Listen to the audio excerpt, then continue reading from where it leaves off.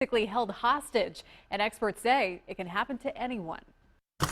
It certainly happened to us. From North Carolina real estate brokers, there was a very cryptic message on the screen that would not allow us to access the software. To South Carolina school districts. And the only way we'll get it back is to pay. The problem of ransomware is becoming more widespread.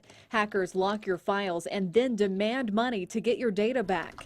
The FBI says last year it received nearly 2,500 complaints about ransomware, costing the victims more than $24 million.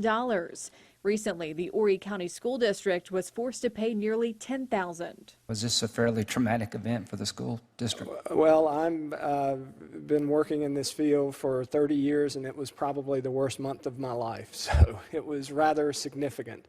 The first day, day zero of the event, all of our computing resources in the entire district were shut down. South Carolina leaders were in Washington Wednesday afternoon to talk about the growing threat in a subcommittee on crime and terrorism.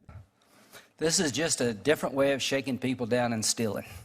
Experts say to make matters worse, hackers use payment that's difficult to track.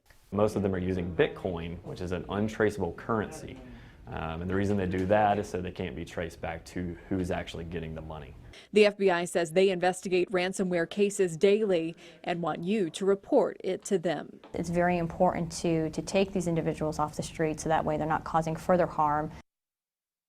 And they say it can happen to anyone. They've seen businesses, hospitals, school districts, even individuals who live anywhere it can happen to. Certainly. I mean, it's a story that we have been covering, and spoken to an expert that said that 2016, this is the major scam this year. Right. They're seeing a huge increase, and they say the only thing you can really do is to make sure you have a backup of your files on an external drive. That way you have those in case your computer gets hacked. Also, don't click on any links or things that you don't know where they might take you to.